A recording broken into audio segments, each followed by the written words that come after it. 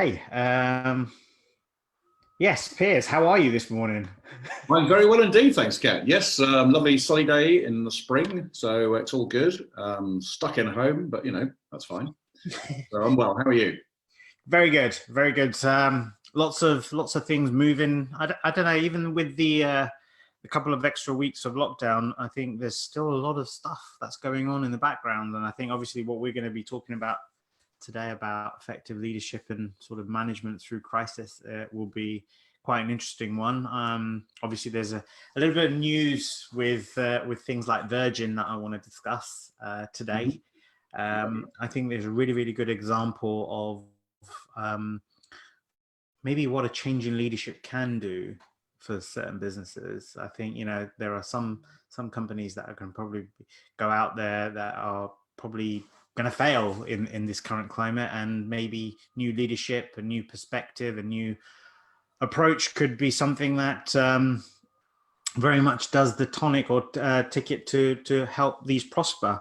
So before we kind of go into all of these things, it's really good to have you back on today. I know you're our resident expert. For anyone out there that's watching this right now on live or through our webinar, Piers, just share a little bit about yourself. Yes, great. Well, thank you, Kat, and good morning to everybody on board listening to this.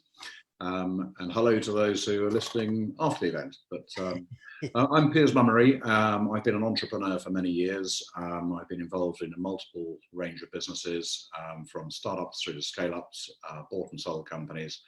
And I've always tended to gravitate towards a leadership position in companies. So I like driving, leading and building businesses.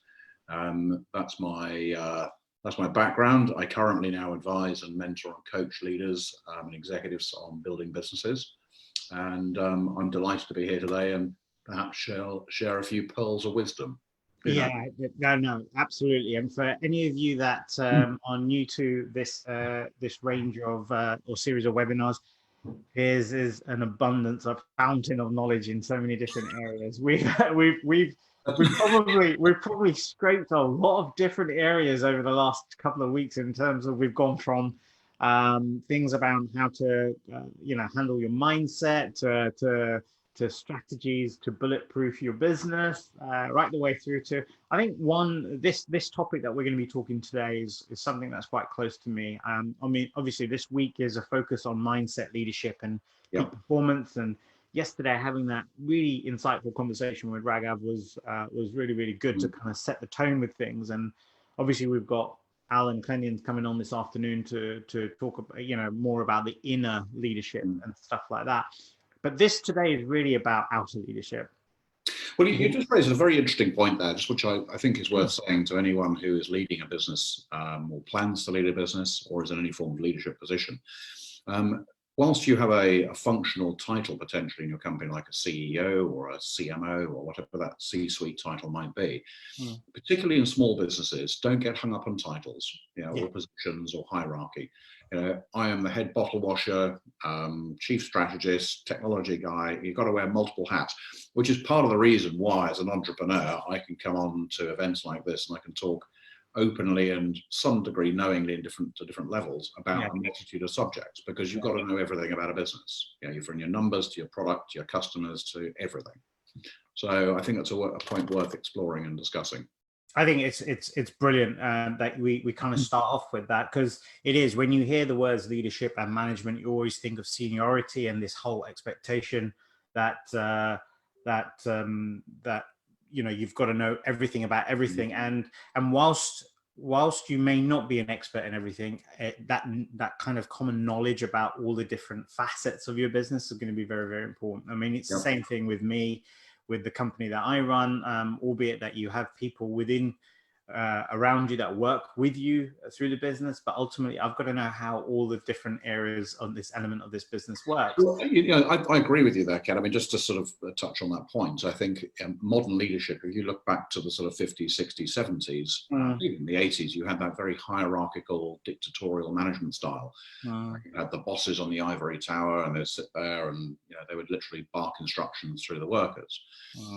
That model has completely changed, and particularly with the information age now, we live in a much more collaborative environment. Yeah. So you don't see those hierarchies, you see more cohorts of individuals.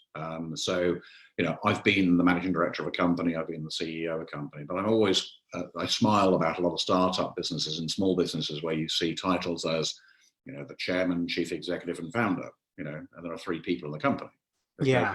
Don't get hung up on these things, because today you're right about understanding everybody's function in the business, because at times you've all got to jump in. And, you know, we live in such an interesting world and such uncertain times today that you've got to have that agility and flexibility in your leadership style, not stand on top of, you know, ceremony and titles and so on. But, you know, it's about just doing the right thing. And if that means you've got to roll your sleeves up and get on the front line in a shop and start stacking shelves, you do that. Yeah. You do what it needs. It's interesting you bring that in the terms of, you know, roll your sleeves up and all hands on deck type of approach. I mean, obviously there's a great book out there about touch points by Douglas Cognant, which talks around all the way that someone who overall is seen as a leader within the business needs to have a series of touch points right the way down into their organizational structure. And it's very much about being appreciative and respectful of all the different elements within the actual business itself. But I want to kind of just for a little while twist the conversation towards, you know, bigger organizations, larger organizations, and the pressure that leaders in these businesses have. I mean, it's been quite publicly known right now with what's going on in the news with Virgin, for example. Virgin Australia has kind of fallen into administration because the Australian government didn't bail them out under the kind of wishes of Richard Branson, or Sir Richard Branson, should we say right now.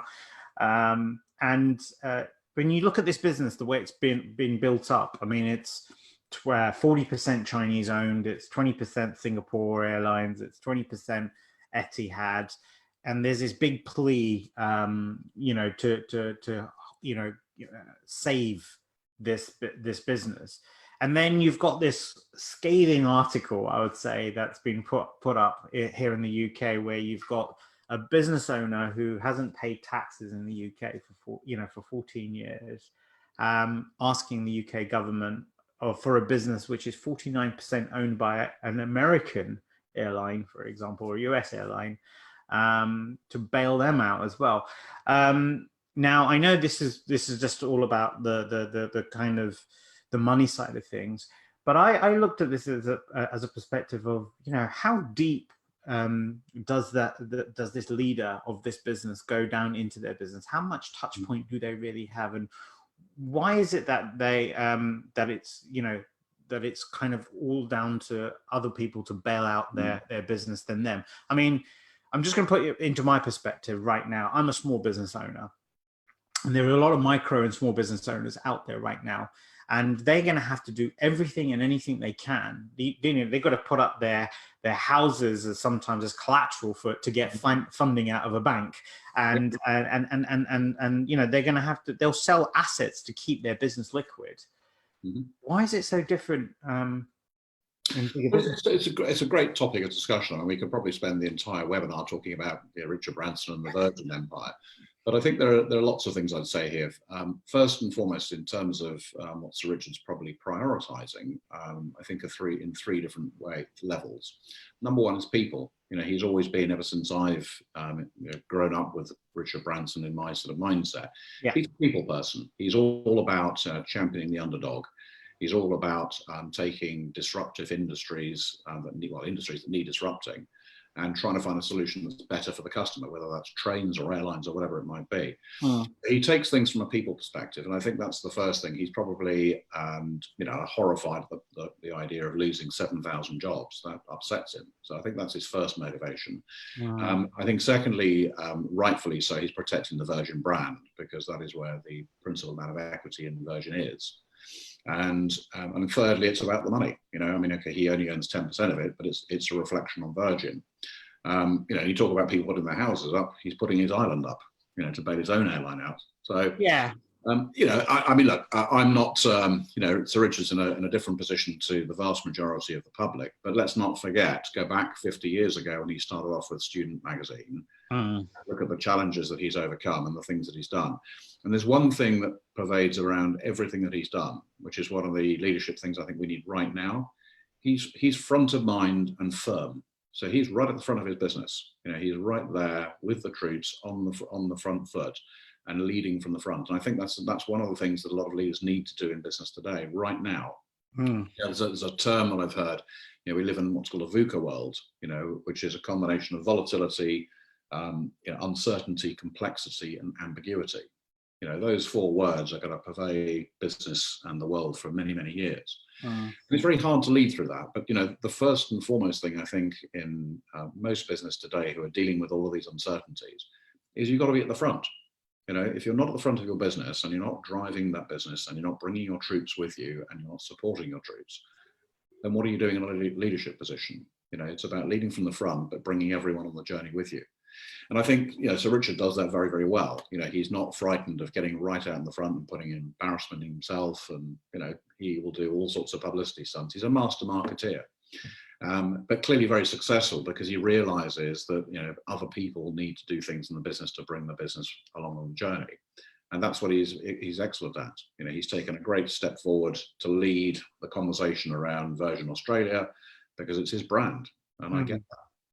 And okay, and do you know what? I buy into that. I agree with you wholeheartedly. I think, you know, you mentioned in what you just said there, he's a marketeer in that sense. He's kind of cavalry out there, and he puts himself kind of on the front of that. So you think of Virgin, you think of Richard Branson, you know, to the like. It's a bit like what Steve Jobs and Apple was to a certain extent. But you know, there are times where actually the type of leader that you are in your business is not right for the kind of environment that you find yourself in. There are, you know, I mean, I'm going to mention another name right now. Grant Cardone pulled out this massive stunt recently, where he said that he's gone bankrupt and he's going to go to jail, and it got everyone talking about him. And what they had done is they'd stopped the marketing for his 10x stuff for the time being, and created this whole buzz around everyone talking about Grant Cardone. And all of a sudden, there's a sudden whoosh of stuff. Now, I know Sir Richard's business is in the airline industry, and it's not as straightforward as that. But I think, you know, there are different approaches to leadership and what you need to actually show and demonstrate in different times and environments. I mean, some people are going to be outrageously audacious in this period. Others are going to be very much more reserved. And so the question I have right now is, what does a leader of a business do when they feel they're not the right person to lead in this current environment? I'm not saying they have to give up their business entirely, but let's say you're advising a business right now, and you can quite clearly see that the leader of the business is just not right for where the business currently sits. Yeah, sure. What kind of advice are you giving to them? So for leadership teams, I mean, the ultimate position in any company is the sort of chairman, chief executive role. That person is responsible. Okay, so you have to have a single point of accountability. And I think the most important thing is any leader has to recognize the buck stops with them. You know, you will survive based on the success of that company. And indeed, you may not survive based on the failure of that company, but the buck stops with the CEO or the managing director, or ultimately if they're a shareholder as well. The difference is that when you find yourself in a position where there are things that you are not adept at and comfortable with, that's where you bring in a different layer, which sits underneath responsibility, which is accountability. So if you take, for example, a prime minister or a president, let's look at Boris Johnson and his leadership style.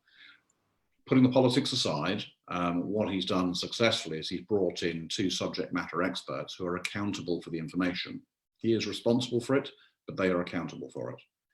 Presidents do that, and you see the multitude of different things that a leader has to deal with. It's impossible for one person to know everything.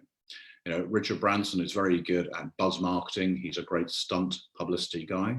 Okay, by his own admission, he's no good at numbers and writing. He's dyslexic, but he's very, very good at bringing subject matter experts in who are very good and hold them to account. So my advice is, if depending on your business and where you're at, look at the facets of your business. And I've spoken before about the sort of 5 things that I prioritize in a business. Let's look at people, cash, clients, marketplace, and supply chain. I would encourage any leader to hold individuals in the business accountable for those 5 areas, but be responsible for it. So if you look at marketplace and clients, that's a sales and marketing function. So if you have a CMO or a CSO or a CRO or a sales and marketing director, whatever that person is, hold that person to account for the deliverables and the outputs and impacts in that particular area.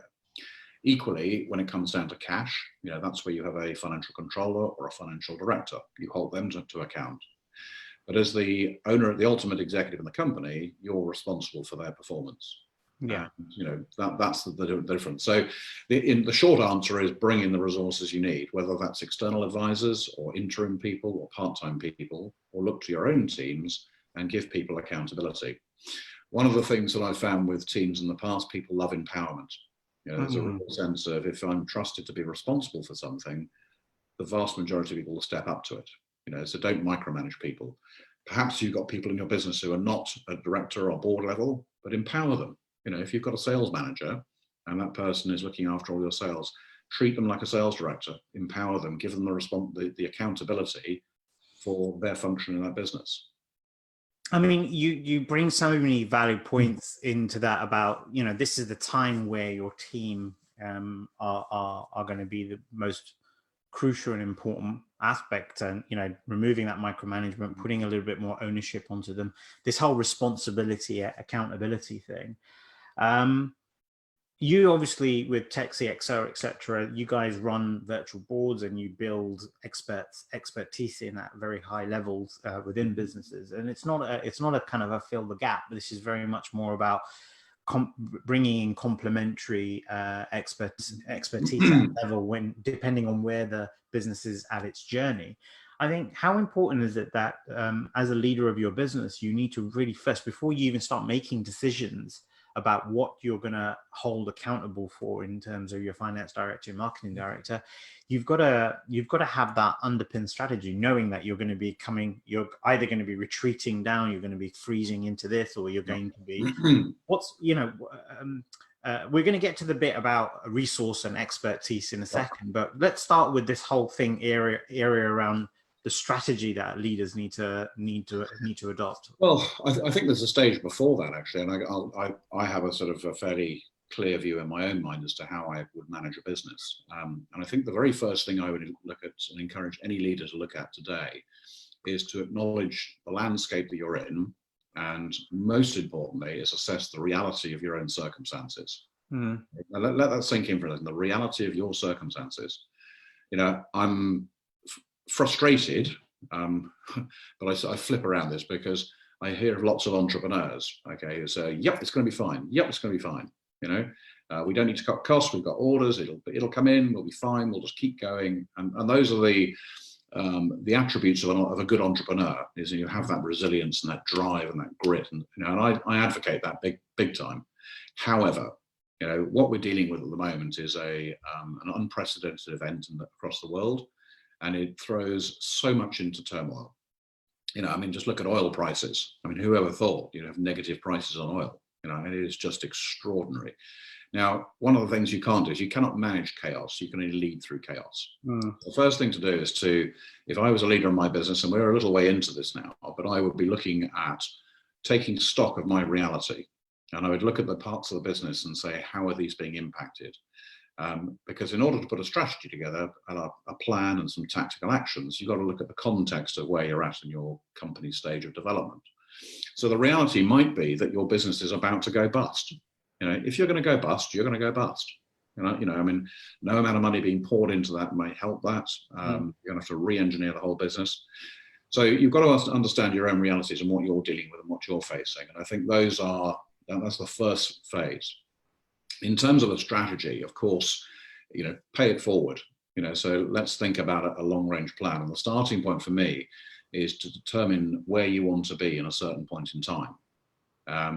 So, for example, I want to go and climb Everest. There's my big audacious goal. That's where I want to be. I want to do that in September next year. By the way, I don't want to climb Everest, but just I'm using the point. What? I have a friend who's doing it, but the point being is, once you've got that, this is where I want to be, standing on the summit of a mountain in September 2021, you can then start to backfill that, and you can work out the various actions and the steps on what that journey will look like and the things that you've got to take. So if the strategy is, you know, and we talked yesterday about, a couple of days ago, about survive, revive, and thrive, which is an excellent kind of structure to any business at the moment. You know, there are 3 distinct phases. You know, so if you're going to succeed in your business, you're in survival mode today. We're going to move into that revival mode, and then you're going to move into the thrive mode. So let's pay forward to the thrive position. What do you want your business to look like? You know, what do you think your revenues are going to look like? What are your teams going to be? Where are you going to be working? What's your marketplace? So pay forward to what you think you want. And from that, you can then break your strategy down. I think at the moment, there is no way anyone can put together a 1, 2, 3, 4, 5-year strategy. You know, at best, you might have a year's strategy. You know, and you've got to say, as a leader, you have to be decisive. So I've advised one of my clients this week, actually. I said, right, you're going to be fine in 12 months' time. Okay, so March 31 next year, this is what your business will be fine in March 31. I've just made that decision with them, and they agree with it, and they're comfortable with it, because it's given them now a framework. That can change. So have your sort of annual strategy, which is based on that's where I want to be, okay, and this is how we're going to get there. But then break it down into quarterly goals and quarterly plans. You know, just be quite simple about it. You know, the journey of 1,000 miles starts with the first step. Of course. You know, set the 1,000 miles, but understand the first step you're going on. It's day by day, piece by piece. And right now, when we're living in this huge ambiguity and uncertainty period, you cannot have long-range plans. You know, you might have weekly or monthly plans, and that's fine. But just take those little steps to start with. Yeah.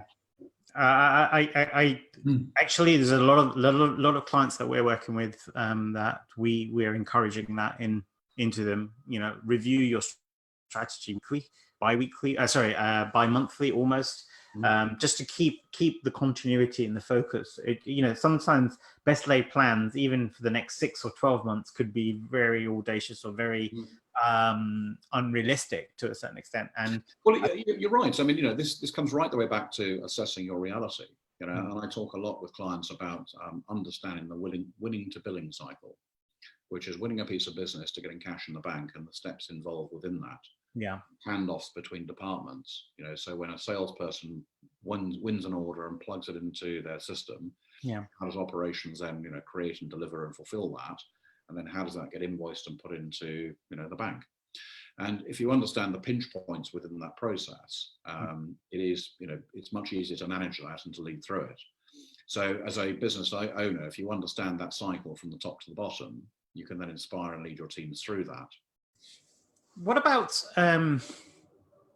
in instances, perhaps as entrepreneurs, we're really solution driven more than we are kind of problem driven in that sense. So we see the challenge, or we see the problem within whatever is presented, and it's almost like we have an intrinsic thing about coming up with hundreds of different ideas to solve that problem. What does leadership look like if you are continuously trying to put different things onto the table just to solve that problem? Do you think that has an inspiring impact on the rest of the business, or do you think it starts to make people worry? It's a really good question, and I think there are multiple answers to this, of course. But I love innovation, and I think it's very important to drive creativity in a business. You know, come up with different solutions. But oftentimes, if you are a business that's constantly trying to reinvent and figure things out, and how can we do this better or different, that's great from a sort of an innovation perspective. But the long tail of that has a big impact on personal credibility. Okay? If you do not demonstrate that what you're coming up with as an innovation solution has credibility and sustainability, then you personally will be undermined by that. So let me give you an example. There's a lot of people at the moment doing virtual happy hours amongst teams. You know, and I've heard people saying, "Oh, we're going to do this forever. This is amazing. This is great." No, you won't. Okay, you really won't. You'll go to the pub or you'll go to a bar, because actually that's a lot better than doing it over a Zoom call. You know, I don't particularly. I mean, because I do it now because I have to. But I'm very happy to sit here and have a beer or a glass of wine and with you and do it virtually.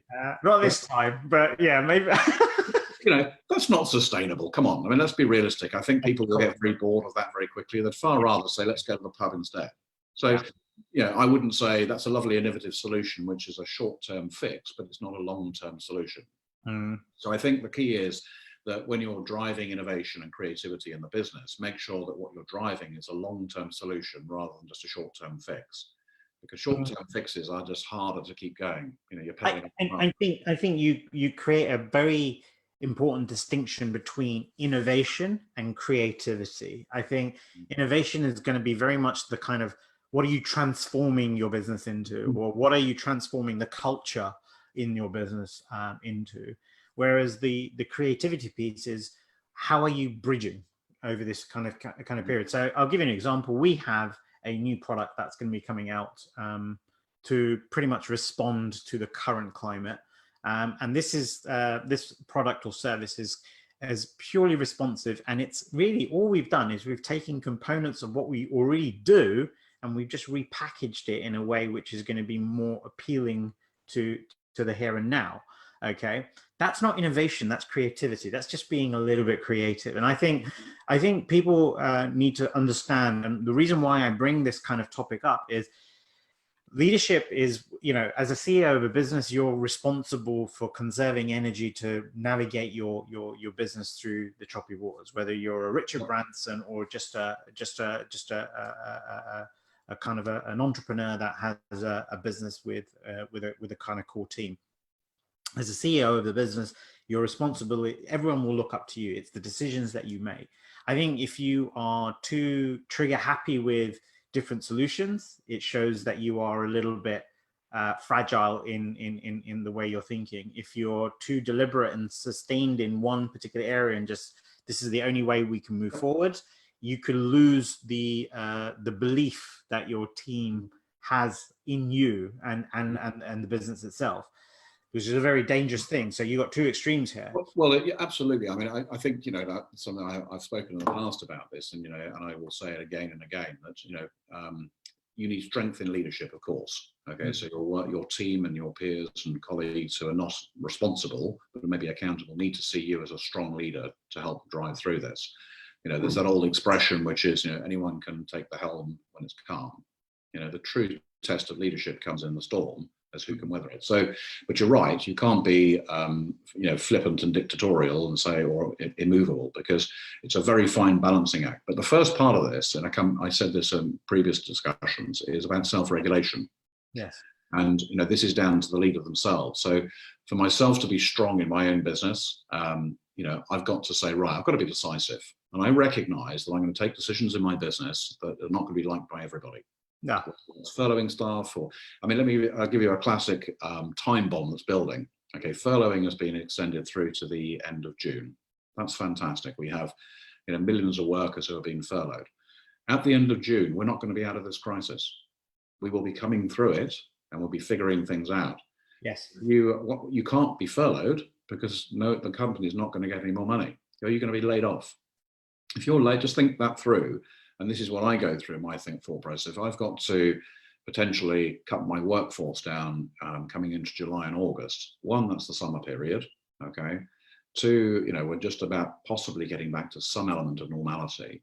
That could affect millions of people who have been furloughed, who are not going to be able to return to work and get paid the same salaries because the business is not there, it's gone, Well, just on that point, is a real life example for anyone that's watching this right now. Primark currently have gone from, what is it, almost 600 million in sales within a month to zero, because obviously the stores are all closed.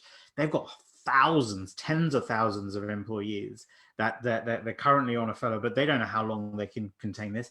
John Lewis Partnership have been looking at their balances, and obviously Waitrose is doing a little bit better, but John Lewis itself it's come down, and there is this whole thing of it's grit. It's what how. Well, I'm not sure I'd agree. There's an element of that, but this comes back to reality. Okay, and let's come back to the point we were talking about the difference between creativity and innovation. Innovation, yeah. The government came up with a creative solution. Let's furlough staff. We'll pay 80% of that to help companies get through this. That's not long-term sustainable. You can't furlough indefinitely. What happens when you don't furlough staff? Okay, there are only two things that can happen. You can either afford to pay them or you can't afford to pay them. That's reality. And as a CEO, you're going to have to make decisions at some point in the future about whether you can retain your workforce on the current levels or whether you've got to make some changes and potentially cut people. That's a traumatically difficult decision. So when I come back to this thing about self-regulation, I talk about getting my mindset into being comfortable taking very tough decisions. And I do that for the greater good of my business. You know, the survival of the business is the most important part of what I'm doing. It's not personal. If I've got to reduce my workforce by a third or by 20% or 10%, you know, I need to do that because otherwise the business will not survive. So that's the first thing, is just, you know, be accepting that you're going to make tough decisions, and that's okay. And you're not going to be liked by everybody. Yeah. You know, the second thing is, we talked about this yesterday, actually. You know, I mean, if you look at the regulation of your emotions, behaviors, and thoughts, you have to put a control mechanism on that. You know, you've got to be consistent. You've got to be, you know, authentic. And you know, you can't have a wild leader who's being erratic in their behaviors or their thinking, or, you know, bouncing around, because that just creates uncertainty and fear within teams. So, you know, you've got to control emotions, behaviors, and thoughts. Part of that process is to work out what you can and can't control. You know, we talked yesterday about the fact that I often tell my children, you know, 99% of what you worry about never happens. So, you know, in terms of what I can and can't control, you know, I can't control coronavirus. I can't control so many things. So work out what you can control. You know, the one thing that you can control, and I use control in the loosest sense, you know, in terms of what to influence. You know, I say to everybody in a business that the most important part of this is your people. You know, so you can influence and you can work with your people, you can inspire them, you know, you can look after them, you can bring them on your journey. That's what you can control. So figure that out, because that will help with your worries and your own anxieties. You then need to figure out this discipline, routine, and focus, which is a very big part of it. You know, and you know, I jump on a bike every morning, and you know, I'm kind of ready and to go by 8 o'clock on my desk, and I break for lunch and so on. So get that routine and that discipline, you know, because if you haven't got it, your staff haven't got it. You know, set regular times for meetings and check-ins with people. If you want to do that daily, do it daily. If you want to do it weekly, but be consistent with that and have that routine structured. I think the other thing, which is an important part of leadership right now in this crisis, is to be perpetually optimistic. You know, that is a force multiplier. If you maintain a consistent message of belief, you know, of passion, determination, and grit, and you're not necessarily just being blindly positive, but be perpetually optimistic, we'll get through this, you know. And as a leader, your job is to help people come through this. You know, like Churchill brought, you know, people through the war during World War II, you know, we'll get through it. And that strength of leadership is all about being optimistic. And as I said, if you're perpetually optimistic, it is a force multiplier. People will just naturally think, well, I can't bring bad news to this guy because he won't listen. Well, it's interesting you bring that. I mean, because whilst we've talked about perhaps some of the more sort of questionable leadership, or how leadership is perceived in you know, in the big organizations through the media, etc. right now, look at what's going on outside of your business. So there are a number of people that perhaps have frozen their businesses for the time being, knowing that they can't really do anything. Maybe they're restaurant owners, or you know, hoteliers, or whatever it is. Right now, you know, there's this opportunity of being able to shut your business down for a period of time rather than closing it to a certain. And what they've done is they've turned their hand to other projects. So I've talked about someone like Dr. Varsani, for example, in, you know, in earlier calls and stuff like this, someone who's kind of taken her leadership and management and applied it into designing a food delivery company or business or initiative or project that's now preparing food and getting it to key workers and nursing homes.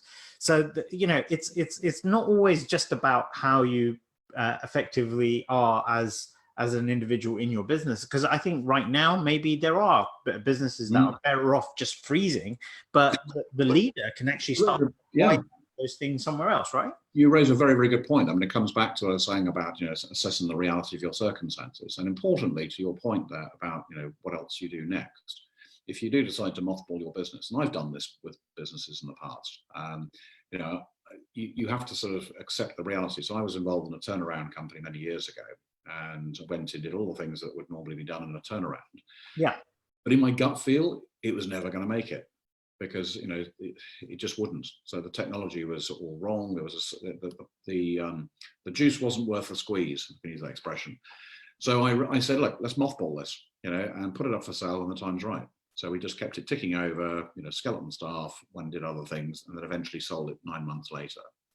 So, but the interesting point that you just raised there is you should also assess why you do something, because what you're dealing with here is something that is a creative solution. It's not sustainable.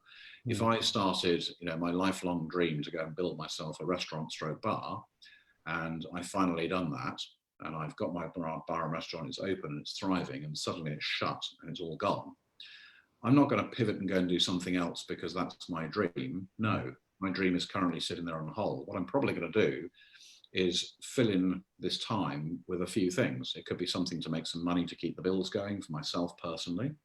It could be something to give back to communities and to other people because they've helped me along the way. It could be something to retake stock of what I've done and recalibrate the business and spend 6 months rebuilding that. It could be time to get to know my family again, because I probably put them on hold whilst I built my business.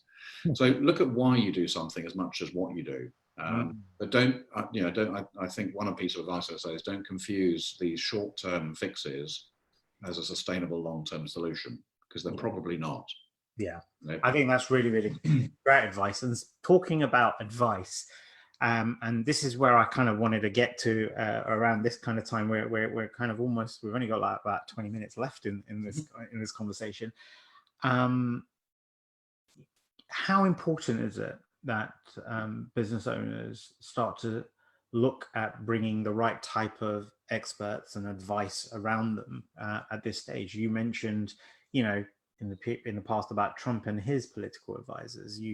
I think, if we go back to the partnership situation, they must have had some form of advice, because while they're saying that they're down and they're reducing the value of the amount of revenue that they're generating in one area of the business, they were still able to pay out 2 million in terms of outward payments to members of their team that were leaving, or their board were leaving. So in this kind of period where perhaps you're a business owner, you've got a fair few employees, or you've got a structure built around you, but you are, I guess, you're a little bit caught between a rock and a hard place when it comes to the executive decisions. How effective? That's a fascinating conversation. I mean, first and foremost, is because I'm a business advisor, I'm naturally going to say you should always have business advisors. And I think everyone does, everyone's pretty got an accountant or a law firm or so on. But I think the advisory business tends to be sort of 4 levels. You've got your core advisory work that people would do for your business in normal course of business. And then when you're thrown into a turmoil crisis or presented with such a challenge such as we've been presented here, there are really 3 types of advisory functions that I see. One is contested advice, which is you want someone to test your thinking and challenge you, because no one's got the answers here, because we've never had this in our lifetimes. No, I don't know anyone who's lived through the Spanish flu epidemic and what they did then. So because we're in completely uncharted territory, as a leader, you're going to make decisions. And it's very important to get somebody who will come along and contest those decisions. And I think a good advisor, as I said before, tells you not just what you've got to do, but how you're going to do it.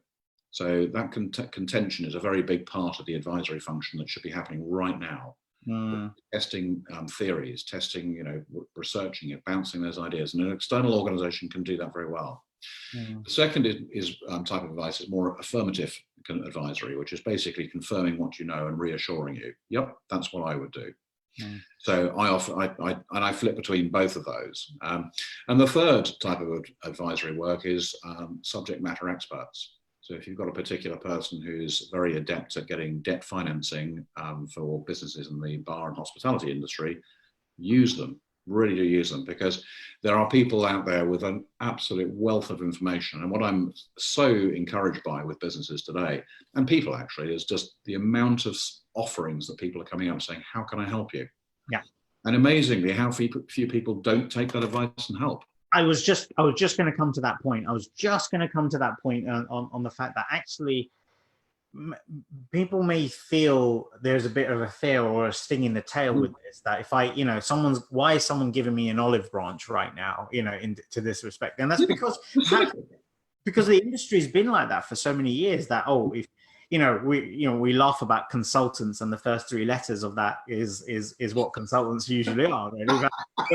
This is why I use the words advisor rather than consultant. But the truth of this is that I think there's a heavy level of skepticism right there in business owners right now, that if I went out there tomorrow and said, right, look, do you know what? Come and have a half-an-hour consultation with me, free of charge, any advice I can give, any good guidance, off you go.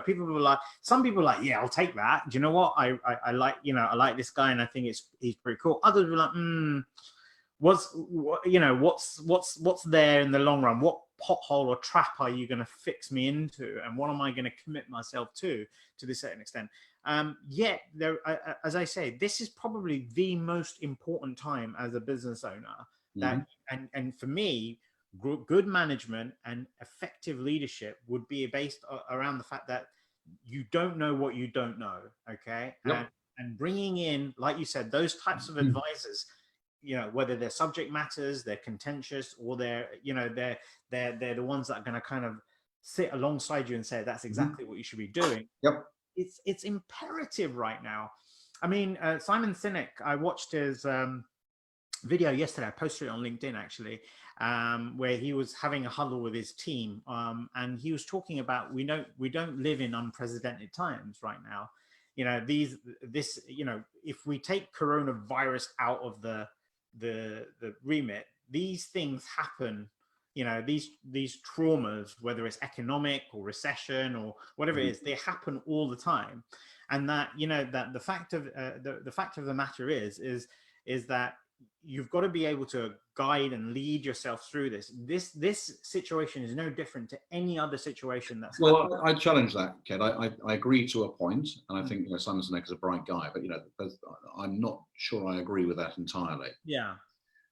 I've reviewed countless business plans and business models in the last 4 weeks. I've applied for various loans and financial aid and support for people, and the single biggest thing that I find talking to people is I'm trying to drum reality in, okay, and trying to temper their optimism. So I've met with sales directors who said, "Yep, we've taken 50% of our forecast." And I say, "Well, have you taken 90% of it? And see what that does to your business, because you know what, that might be the reality." So I'm not sure I agree with this is unprecedented. Yes, I've been through, this is my 4th downturn, but never have I experienced a downturn as severe as this, because there are businesses who are shut overnight in terms of revenues. Normally you see a gradual slowdown, property prices crash, the stock market crashes, people's investments go down. Have we ever seen, negative oil prices?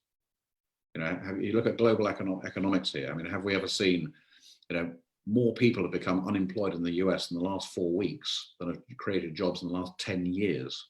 That's in 1 month. So this spike down is so severe. So we haven't seen something like this before. So actually we don't know how to deal with something like this. Yeah, it's scary. It's, it's tough, and we could doomsday the whole thing, and we will get through this. Well, some of us will get through it. But I do caution people to say that, yes, take a downturn, reduce your forecasts and cut your costs. But if you've only taken 15, 20% off your overheads and you forecasted 50, 60% down on your sales, you could be in for a harsh shock, because it could well be a lot worse than that. Because what we don't know is the revive period that we come out of this. We could be in recession for 10 years. I mean, just because we come out of lockdown doesn't mean it's all over and everyone starts spending. Yes. No, it's not. It's a different stage on the journey. So you've got to create and understand the context with this. And this is where in leadership, I'm very passionate about this, about credibility. Because, there are so many people out there who can offer this advice. And you talk about, the con in consulting. I mean, and I do agree with you, because I have seen countless websites. You can knock up a WordPress website for 20 quid and suddenly you're a global empire. I mean, there's so many people out there with all of these amazing things, and the old expression about fake it till you make it, I mean, there are so many people doing that. Well, you can't fake it till you make it now, right now. You really can't. This is reality bites. And, and here's the rub that, this credibility thing, people will see through you. I mean, I have a sort of, well, I don't mind saying this publicly. So the people I work with are called PLUs, people like us. And that's one of my mantras in my business, on the back of my business card, people like us. Because I want to work with people where I've got chemistry, where I've got mindsets share. Yeah. Because otherwise it's too difficult, you know, and I'm not going to work with a business owner that is just belligerently arguing with everything I say, because that's why you bring me in. You bring me in as an advisor to your business, not to say yes to you, you know. And the number of leaders I know who do not want yes men, they want their thinking challenged. They want robust debate, robust discussion. Do you think that's what's happening right now? You think do you think that even if we were to say right now, look, do you know what, 100% best advice that you could have is go out and seek advice, go grab all those olive branches, bring some information in. But and obviously you've got to filter it and you've got to be sensible about it, because, you know, not all advice is great and suitable, etc. But do you think most business owners will probably be reaching out there right now with this whole mentality of, please just acknowledge what I'm doing is correct, and if you don't, then I don't want to hear from you? Do you think I think there's a lot of people, because this is pretty, you know, this just, you just listen to the media. I mean, you just turn the news on, I mean, and you just think, oh God, more bad news. You know, today CNBC in the US, you know, slamming, you know, Potbelly and Shack Shake, and, you know, for taking you know, state aid and these loans, and then thinking, oh come on, you know, just look at the good news. You know, because if you dig a little deeper, you can see the number of businesses that have been surviving through this. I can tell you categorically, Tech CXO in the US, we have upwards of 40 different businesses that have had loan approval with a total value of in excess of 30 million. I can tell you of 4 businesses that have actually been saved by Tech CXO, helping them through the financial crisis, doing the PPP loans and so on. So, you know, I think there's, you know, this is so tough at the moment, but, you know, I pity people who just have this blind optimism and blind positivity and just ignore what people are saying, because it's not real. And, you know, and I think this comes down to credibility, because ultimately, you know, if whatever you're doing, if you don't make it out the other side, you know, that's your credibility on the line. If you, you know, yes, try, and I'm not suggesting give up, but as a leader in a business, you know, the 2 things that I think people need to do right now is communicate and collaborate. You know, you don't have the answers, so bring external people in, bring people like you, myself, and Michael, and all the other people we've had on these webinars, because they are the people who can give you a different perspective on things. There is not a one size fit all. There is not a one solution. It's a multifaceted crisis we're dealing with. So, you know, that's collaboration is absolutely critical. I would say that. Well, let me give you a very current example of this, and you're aware of this, Piers, of the efforts that we have at Enterprise Lab towards South Africa at the moment, and what we're trying to do there. Yesterday there was an announcement, obviously, of a $9 million. Seen that? And immediately, actually, in fact, yesterday I had groups on the ground that I'm working with in Alliance. So this is, you know, you're talking about communication and collaboration. It's by and large the fastest thing. First of all, I was immediately said, get on to SABC and watch this on YouTube live right now. And that was the president's speech. I was like, okay, I can't do all of it, but I'll go and watch a couple pockets of this. Within, there was communication going backwards and forwards yesterday evening between me and this group. Ultimately, we'd been able to establish basically how we fit into these programs, what the ground intelligence looks like, what we needed to do here from an Enterprise Lab perspective, and how we can move this kind of step forward productively, rather than just kind of being in there and saying, right, okay, right, they've got X million, let's go and try and grab it. It was done very calculated through extensive communication, and this whole piece that's being brought in around kind of collaboration and understanding that actually your 10% right now of value and expertise, plus my 10%, plus Michael's 10%, plus Mac's 10%, all of a sudden it starts to grow up to 100%, and it allows us to actually work more cohesively, and not to just solve a problem, but to actually thrive through something right now.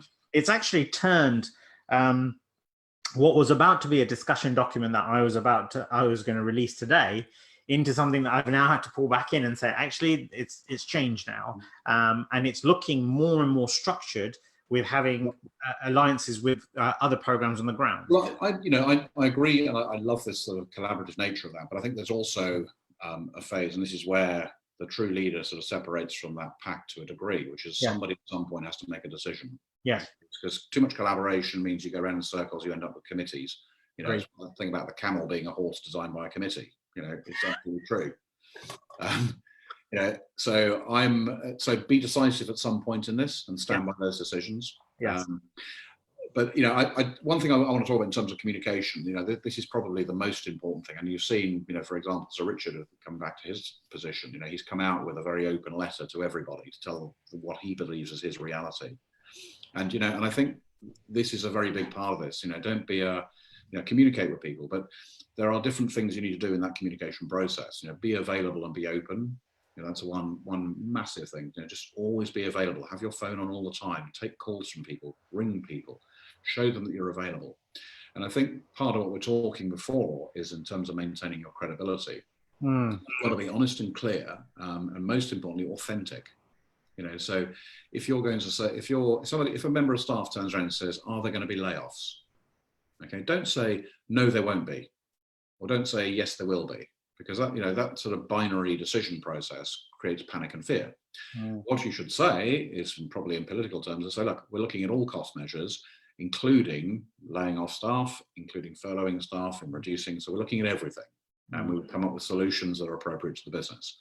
So you're being authentic, you're being realistic and open and honest in your communication.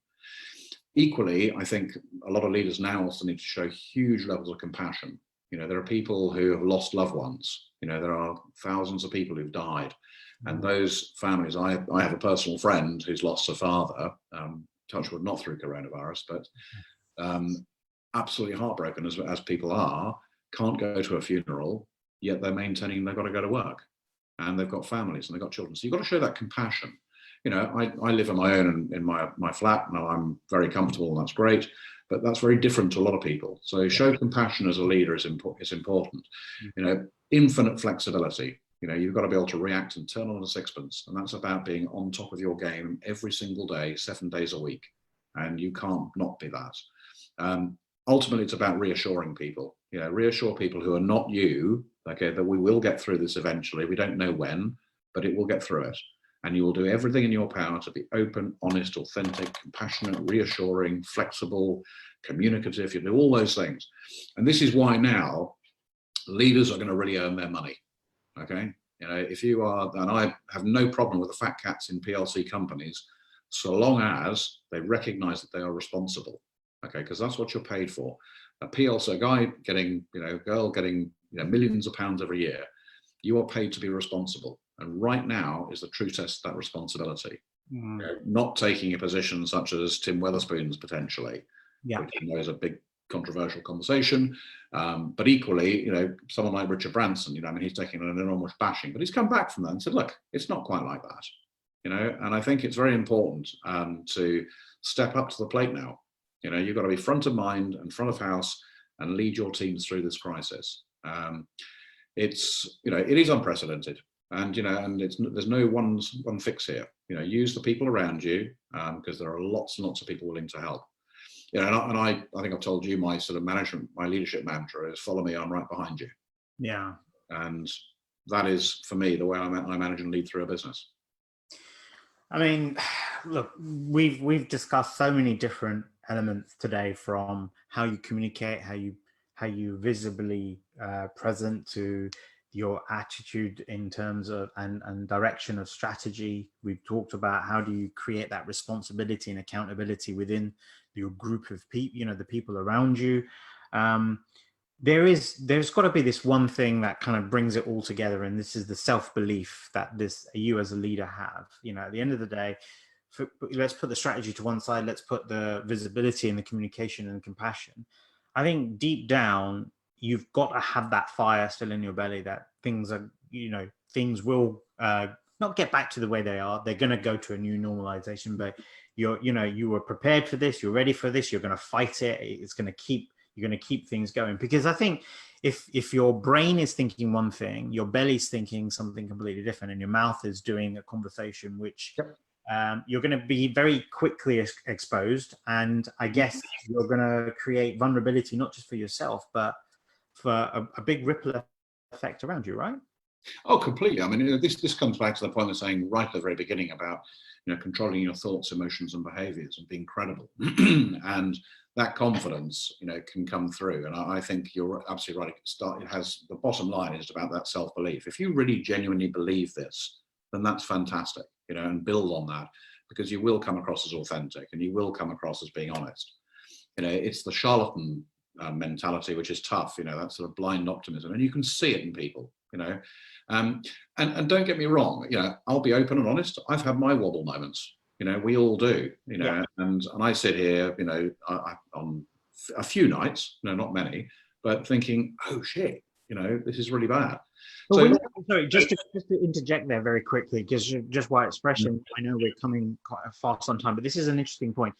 When you got to that wobble, what was the first thing that you actually did to respond to that wobble, as opposed to, what could you easy. It's exactly who can I talk to? And this to me is the whole premise of why the advisory, consulting, coaching, mentoring industry exists. Pick the phone up to somebody. Coaching, particularly leadership and executive coaching, which is a big part of what I do in my Tech CXO, exists because, one, it's confidential. If you have an issue and if you're having a wobble, ring up your coach, talk to them. Okay, they will listen to you. They will ask you questions. They're not there to give you answers. They're just there to listen. So when I have a wobble moment, I have 2 people I can call, and I do. And I come off those calls feeling better because I've shared something. I'm not offloading, a little bit of that, but I'm not looking for answers. I'm looking for a bit of reassurance. I'm not start raving bonkers. It also adds a little bit more capacity for you in your mind. It kind of frees up a little space for you to solidify some of your thoughts, I guess, right? Yes, absolutely. Ken, I am conscious of the time, and only because I've got another Seagulls event that's coming up in 3 No. So, and I've not answered any questions. Absolutely fine. So, look, as a quick wrap up here, I mean, we've covered a lot of ground in this one here. I think I'll get the viewers to go back and have a look at different aspects of this, and we'll pull up a timeline for you guys also. You can pick up these points. One last thing that I would like for you to sort of just to go through very clearly, quickly, and concisely, which is anyone out there who's now listened to this and said, right, actually, do you know what? I need to get some of these kind of coaches or advisors around me. What's the 3 things that they should look for in these advisors before kind of taking them on? Because it could become a little bit of a chaotic moment. So just three things that a business owner should look for when they're picking their experts and advisors. I think probably there are 3 things. So number 1 would be chemistry, which is find people that you feel you can work with. Yeah, somebody who's just on the same wavelength as you. I mean, that chemistry is really important. The second is credibility. Somebody who's actually been there, seen it, done it. Got the battle scars and really does know their stuff. I can call myself at times I'm a mile wide and an inch deep. If you said to me, Piers, I need consultative expertise and work on global strategies in Sri Lanka, I'm not your guy. Okay. So I think credibility is an important one. So make sure that person does know what they're talking about. And the third is just get comfortable they can really add value. That they will challenge your thinking, they will give you more than you expect. So, for me, the 3 things is chemistry, credibility, and value add. 3 C's. It's the 3 C's, and that brings to the 4th, which is we have to close this. Piers, thank you as ever for everything. Look, and just an open thing. I'll say this. If there's anybody out there who genuinely wants an opinion or wants some help, or wants to talk in confidence, or even just offload, my phone number is on my title in LinkedIn. Ring me. I'm literally, my phone is here. It's always on, and I'm really happy to just help people. Well, there you have it. Chemistry, credibility, comfort, and now call. So there you're 4 there. So That's a brilliant way to end it. Thank you so much for your support. So guys, that's a wrap from our side today. We are back later on this afternoon with Alan Clenians talking around the inner conversations and inner leadership side of things, wrapping up the week. Talking about nutrition and fitness hacks to keep your mind and body fit and active. But for now, Piers, thank you very much for coming on. Thank you all. All of you that are watching today, and if you're watching this on record, there should be a digital download that's available with all the information from the webinar itself. But for now, please stay at home, stay safe, stop the spread, and save lives. We'll see you. Stay sane.